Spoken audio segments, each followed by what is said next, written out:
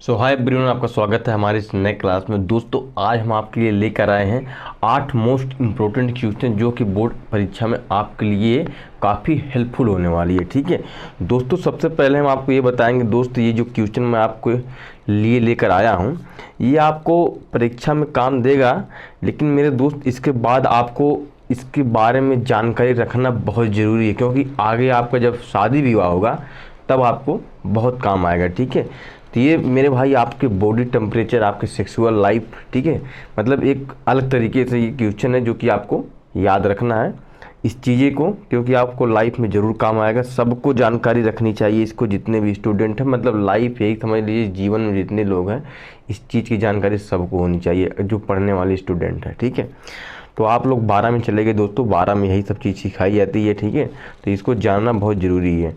अगर आप बायोलॉजी लिए हैं मेरे दोस्त तो इसको सीखना आपको ज़रूरी है। ठीक है, और काफ़ी मैं बता दूं कि परीक्षा में ज़्यादा करके पूछा जाता है। ठीक है, इसमें से अगर आप जितना मैं क्वेश्चन बताऊंगा 8 क्वेश्चन, इसमें से मेरे दोस्त आपको 2 से 3 क्वेश्चन अगर पूछ लिए तो समझ लीजिए कि 10-12 नंबर का हमारा काम हो गया। ठीक है, तो 10-12 नंबर यार मिलना बहुत ज़्यादा है, ही समझ लीजिए कि हमारा जो 5 नंबर रहता है उसका 1% बनता है। ठीक है, चलिए हम बताते हैं आपको वो कौन सा 8 क्वेश्चन है जो कि मैं आपको बताने वाला हूँ। सामने देख रहे हैं दोस्तों, आपको दिखाई दे रहा होगा 8 most important question board exam 2024। ठीक है, यहाँ पर देख सकते हैं, यहाँ पर लिखा हुआ दोस्तों बायोलॉजी क्लास 12। ठीक है, अब मैं दोस्तों सबसे पहले हम आपको यहाँ बताएंगे परिवार नियोजन, फैमिली प्लानिंग।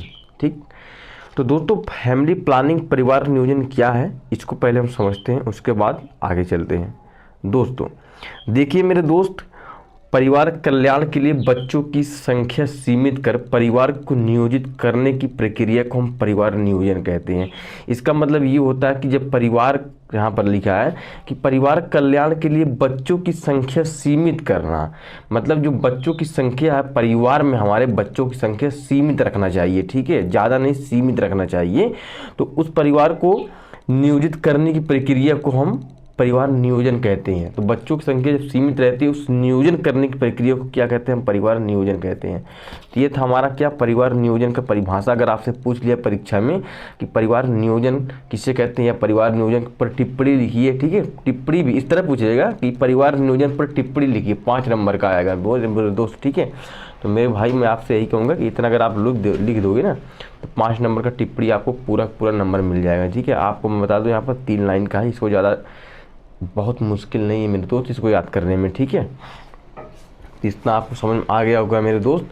चलिए हम आगे चलते हैं। और दोस्त सबसे पहले हम आपको ये बता दें कि हमारी इस वीडियो को पूरा देखना, और भगा अगर आप देखोगे तो आपको समझ में नहीं आएगा, पूरा देखना, आराम से देखना। ठीक है, वीडियो काफ़ी लंबी हो सकती है लेकिन आपको समझ में आ जाएगा, क्योंकि आपको बोर्ड एग्जाम में भी काम देगा। उसके बाद आपके लाइफ में बारे में बहुत जानना जरूरी है मेरे भाई, आपकी ज़िंदगी जब आपकी शादी विवाह होगा। ठीक है, यहाँ पर देखिए दोस्त, दूसरा क्वेश्चन देखिए, परिवार नियोजन की विधियाँ। देखिए मेरे दोस्त, परिवार नियोजन की विधि होती है, जैसे कि मैं आपको बताया कि परिवार नियोजन होता क्या है। ठीक है, तो अब हम यहाँ पर बताएंगे आपको परिवार नियोजन की विधियाँ। ठीक है, देखिए हमारा एक होता है कि अस्थायी विधि, एक होता है अस्थायी विधि। पहले यहाँ पर लिखा हुआ अस्थायी विधियाँ, दूसरा लिखा हुआ अस्थायी विधियाँ। ठीक है, यहाँ पर दोस्तों ये बात बताने वाला हूँ कि अस्थायी विधि और अस्थायी विधि में होता क्या है। ठीक है, यहाँ पर इंग्लिश में लिखा हुआ है अस्थायी विधि किसे कहते हैं, परमानेंट मेथड, और यहाँ पर अस्थायी विधि है टेम्पररी मेथड। इसको भी आप लोग याद रखना, क्योंकि आप जब बीएससी वगैरह करोगे, बीएससी एमएससी करोगे ना, तो ये आपको वहाँ पर अस्थायी विधियाँ और अस्थायी विधियाँ आपको हिंदी में नहीं सिखाया जाएगा, वहाँ पर आपको यही बताएगा, वहीं आपको बताया जाएगा कि परमानेंट मेथड क्या है, इसके बारे में आपको वहाँ पर बताया जाएगा। ठीक है, आपको इस तरह नहीं बताया जाएगा कि अस्थायी विधियाँ क्या होता है, बस आपको 12 तक ही बताया जाएगा। ठीक है, तो देखिए आगे चलते हैं। देखिए दोस्त, पहला क्या होता है कि अस्थायी विधि और आवर्ती विधियाँ। अस्थायी विधियाँ में क्या होता है कि इसमें मेरे दोस्त मैं आपको कुछ इम्पोर्टेंट क्वेश्चन हैं जो कि आपको जानना बहुत जरूरी है, और इसमें देखिए समझना ध्यान से सिर्फ होता क्या है। ठीक है, देखिए अस्थायी विधियाँ में क्या होता है कि ये अस्थायी विधियाँ बहुत जानना जरूरी है, सिर्फ महिलाओं के लिए है इसमें। ठीक है, अभी पुरुष के लिए हम बताएंगे आपको अस्थायी विधियाँ में। ठीक है, सॉरी, अस्थायी विधियाँ बताएंगे, इसमें आपको बताएंगे अस्थायी विधियाँ। देखिए दोस्तों, यहाँ पर लिखा हुआ आवर्ती विधियाँ अथवा आवर्ती संयम। ठीक है, तो आवर्ती विधियाँ, आवर्ती संयम मतलब दोनों एक ही कह सकते हो, चाहे आवर्ती संयम कहिए या चाहे आप कह सकते हैं आवर्ती विधियाँ। ठीक है।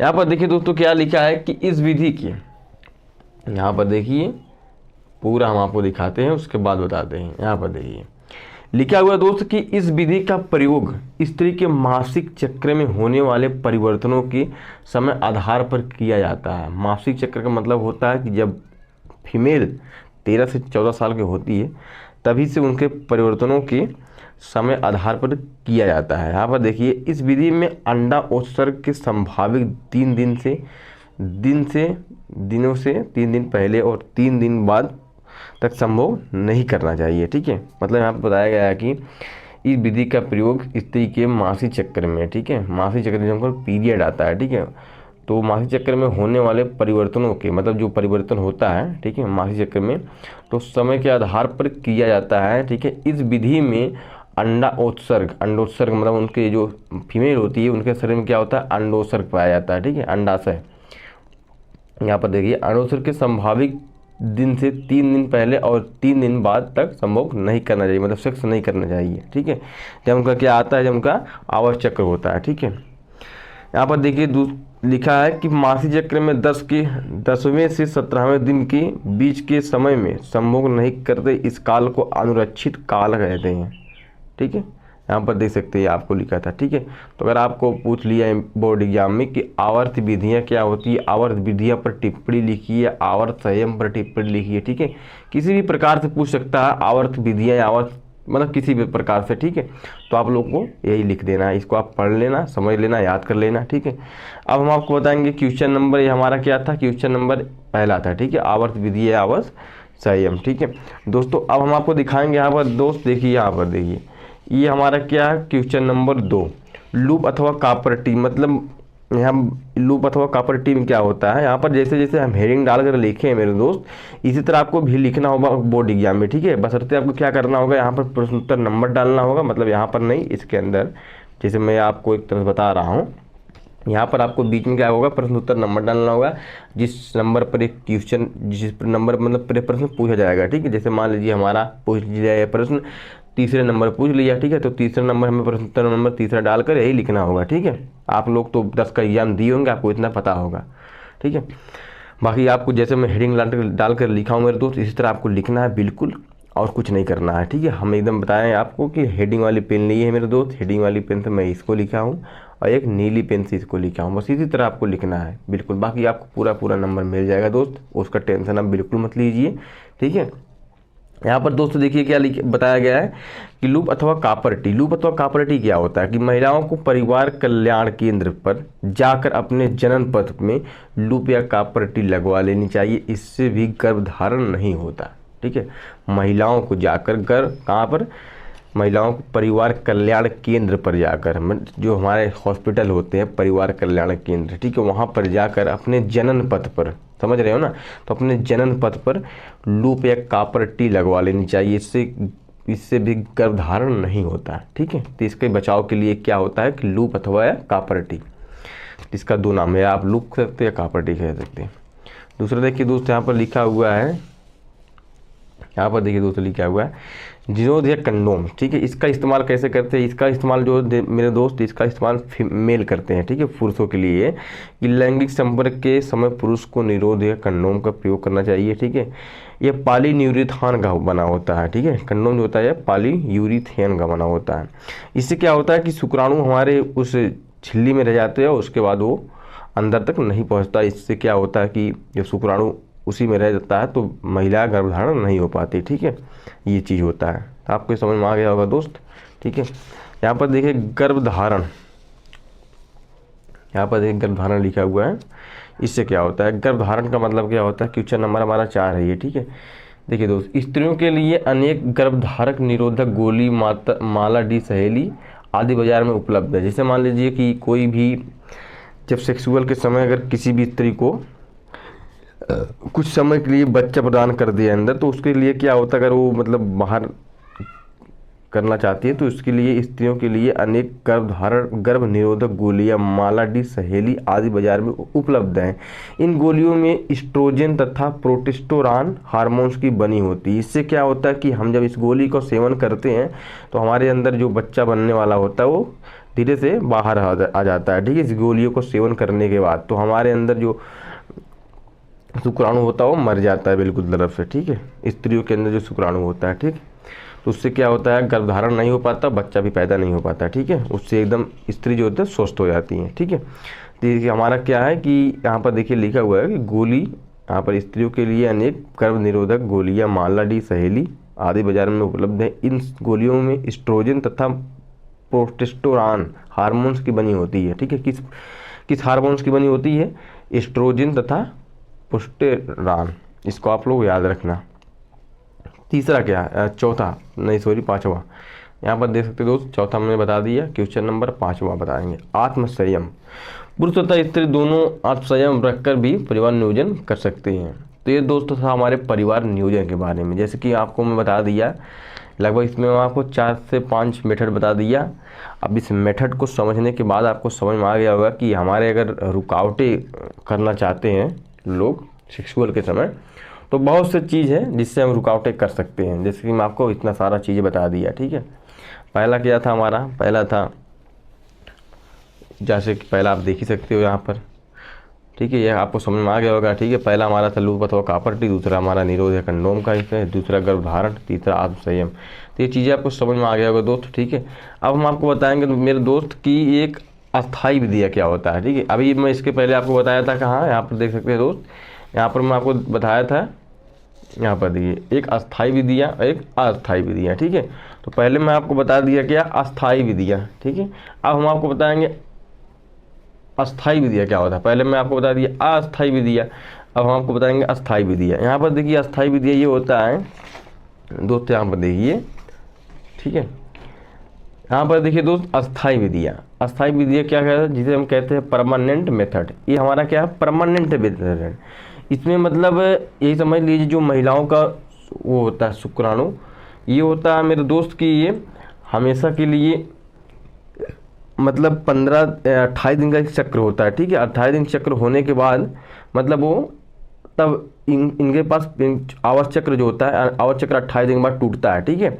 उसके बाद क्या होता है कि जो स्त्री में होता है, ठीक है। अगर बात करें पुरुषों की तो ये क्या है, अस्थाई विधि। अस्थाई विधि का मतलब परमानेंट मेथड। परमानेंट का मेथड का मतलब होता है कि अस्थाई विधि का मतलब जो पुरुष होते हैं, पुरुष मतलब हमेशा होता है, जब चाहो तब मतलब हम शुक्राणु बाहर निकाल सकते हैं, ठीक है। जैसे यहाँ पर देखिए लिखा हुआ है नसबंदी, ठीक है। नसबंदी का मतलब क्या होता है, ये क्या लिखा है, वेस्क्टोमी, ठीक है। इसमें क्या होता है देखिए दोस्त, इसमें पुरुष की शुक्रवाहिनी को काट कर बांध दिया जाता है, जिसमें शुक्राणु बाहर नहीं आ पाते।